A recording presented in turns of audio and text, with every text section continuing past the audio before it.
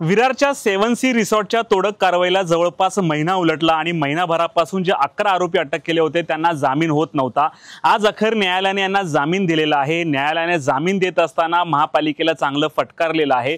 न्यायालयाने हे देखील म्हटलेलं आहे की जो आरोप दाखल केलेला आहे 302 म्हणजे हत्येचा प्रयत्न करणे असा गुन्हा दाखल केला हा वास्तविक असा चुकीचा आहे। कारण वकिलांनी जे दृश्य सादर केली किंवा जे व्हिडिओ सादर केले त्यामध्ये क्लिअर दिसत आहे की जी व्यक्ती मयत झालेली आहे ती बोनेटच्या पासून खाली कोसळलेली आहे। त्यामुळे यांनी मारलं कसं हा प्रश्न उपस्थित झालेला आहे। तर दुसरं देखील आहे महापालिकेला चपराक अशी म्हणता येईल, कारण महापालिकेला कोर्टाने जबाब विचारलेला आहे कुठची कायदेशीर पूर्तता करून तुम्ही हा प्रकारचा रिसॉर्ट तोडलेला आहे, ही काय कायदेशीर प्रक्रिया केली हे आम्हाला सांगा। परंतु 11 जणांना जामीन दिलेला आहे।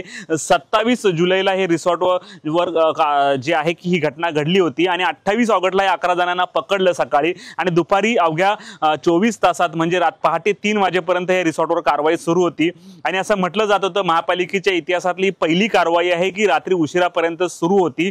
त्यामुळे कोर्टाने जे आहे की महापालिकेला फटकारलेले आणि 11 लोकांना अखेर जामीन दिलेला आहे। आणि कोर्टाने हे देखील सांगितलेले आहे की तुम्हाला कुठं राजकीय हस्तक्षेप होता का किंवा राजकीय दबावापोटी तुम्ही ही कारवाई केलेली आहे का, असं जे आहे की बचाव पक्षाच्या वकिलांनी मागणी केली होती त्या वकिलांना उत्तर देता आलेलं नाही। त्यामुळे एकंदर प्रकारामध्ये राजकीय हस्तक्षेप होता आणि कुठेतरी घाई झाली आणि एक भलं मोठं रिसॉर्ट जमीनदोस्त झालं आणि हे 11 जण आरोपी दाखवलेले त्यांना जवळपास 1 महिन्यापासून तुरुंगात राहावं लागलं होतं।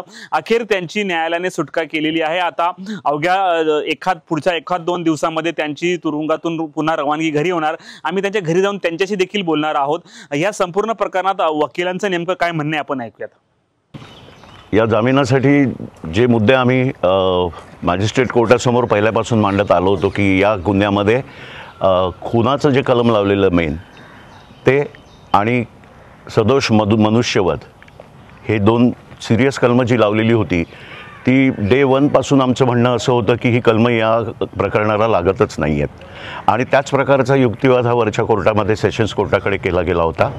आणि सेशन्स कोर्टाला या ज्या क्लिप्स त्यावेळच्या अवेलेबल होत्या CCTV मधल्या की घडलेले प्रसंग नंतर मृत्यू त्या ज्या इसमाचा घडला तो कसा घडला ह्या क्लिप्समधून हे दिसत होतं की हा अचानक बॉनेटवर कारच्या उभा असताना त्याला अचानक तो सडनली कोसळलेला होता आणि त्यानंतर त्याचा मृत्यू झाला होता।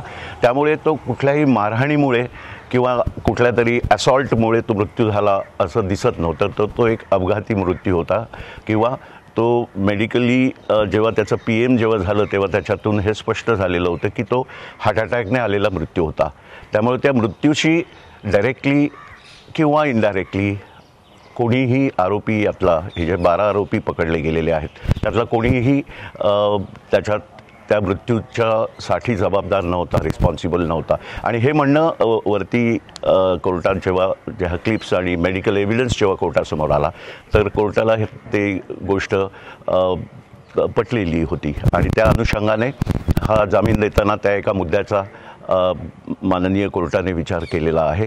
त्यानंतर दुसरा महत्त्वाचा मुद्दा होता की ज्या पद्धतीने हा रिसॉर्ट पाडला गेला होता आणि ज्या पद्धतीने यामध्ये पॉलिटिकल इंटरव्हेन्शन होतं त्याबद्दलही जे मुद्दे बचाव पक्षातर्फे आमच्यातर्फे मांडले गेले होते त्याचाही कोर्टाने विचारात घेतलेले आहेत माननीय कोर्टाने। आणि कुठलीही कायदेशीर प्रक्रिया पार न करता रातोरात हा जो रिसॉर्ट पाडला गेला त्याबद्दलही कोर्टाने आपली टिप्पणी केलेली आहे की कायद्याच्या प्रक्रियेचा अवलंब न करता अशा प्रकारे घिसाडघाईने हे जे तोडकाम केलेलं होतं त्याच्यामध्ये राजकीय हस्तक्षेप असल्याचा जो आमचा आरोप होता बचाव पक्षाचा त्याबाबतही कोर्टाला त्यामध्ये सकृतदर्शनी तथ्य आढळलेलं म्हटलेलं आहे कोर्टाने। तर याच्यामध्ये कुठले कुठले वकील होते? बचाव पक्षातर्फे आम्ही यामध्ये आता आपल्याला मी आणि माझ्या मागे दिसणारे जे वकील आहेत हे टीम म्हणून आम्ही सर्वांनी एकत्र काम केलेलं होतं। सर याच्यामध्ये कोर्टाने ताशेरे ओढले आपण म्हणू शकतो? ताशेरे ॲज सच म्हणायचे किंवा कसं इंटरप्रिट करायचं हे त्या ऑर्डर वाचताना प्रत्येकाने आपापल्या परीने हे इनडायरेक्टली ताशेरेच आपल्याला म्हटले गेले पाहिजेत। कारण कायदेशीर प्रक्रिया पार न पाडता असं ते बांधकाम अनधिकृत होतं या एका कारणास्तव असं रातोरात ही इतके बुलडोझर नाही, JCPs वगैरे लावून पाडणं हे टोटली अमानवी होतं आणि ज्या पद्धतीने ते केलं गेलं होतं त्याच्याबद्दल तशा प्रकारची टिप्पणी आदेशात आलेली दिसते. किती आरोपींना जामीन भेटले? हे टोटल 12 आरोपी एकत्रितपणे जेलमध्ये जे गेले होते त्या सर्वांनाही हा जामीन मंजूर झालेला आहे. सर, जे क्लिपमध्ये दिसते ऑटो ड्रायव्हरला पण मारलं, त्याच्यावरती काय गुन्हा दाखल झाला का त्यांच्यावरती? त्याबद्दल अनेक वेळा कोर्टामध्ये त्याबद्दल आमच्यातर्फे मांडलं गेलेलं असतानाही पोलिसांनी काही स्वतःहून त्याबद्दल FIR वगैरे घेतलेला नसल्याने आम्ही त्याबद्दल किंबहुना त्या आरोपीनेच कस्टडीत असताना कोर्टासमोर मॅजिस्ट्रेट कोर्टासमोर त्याबद्दल आपलं तक्रार दिलेली होती. पोलिसांनी त्याबद्दल स्वतः म्हणून तर घेतलीच नाही आणि त्यानंतर पोलिसांकडे ही तक्रार दिली गेल्यानंतरही माझ्या माहितीप्रमाणे अजूनही पोलिसांनी रिक्षावाल्याला जी मारहाण झाली आहे त्याबद्दल अजूनही FIR केलेलं आम्हाला अजून कळलेलं नाही, म्हणजे ती झालेली नाही असं दिसतंय.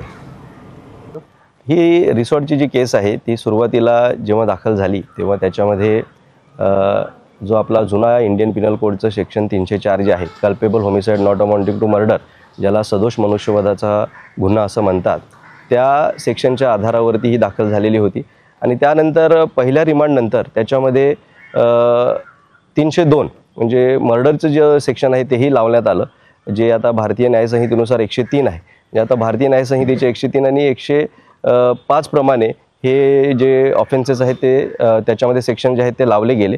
परंतु ही सगळी प्रक्रिया करताना आपल्या लक्षात आलं असेल की जे CCTV फुटेजेस आपल्यासमोर आले समाज माध्यमाच्या ह्याच्यातून, त्यामध्ये स्पष्ट दिसत होतं की अशा पद्धतीचा कुठलाही गुन्हा त्या ठिकाणी घडलेला नाही आहे. जे आरोपी होते त्यांनी अशा प्रकारचं कुठलंही कृत्य त्यांनी त्या ठिकाणी केलेलं नव्हतं. ह्या उलट आरोपीच म्हणजे जे आहेत त्यांना मारहाण झाल्याचं आपल्याला त्या CCTV फुटेजेसमध्ये दिसून येतं. तर हा जो गुन्हा जो दाखल झाला तो केवळ राजकीय दबावातून दाखल झालेला होता. ह्याबाबतचे सुद्धा व्हिडिओ समोर आले. त्यामध्ये कशा पद्धतीचं आपण बघितलं असेल की वक्तव्य त्या व्हिडिओच्या माध्यमातून म्हणजे ठराविक पक्षाच्या नेत्यांनी केलं.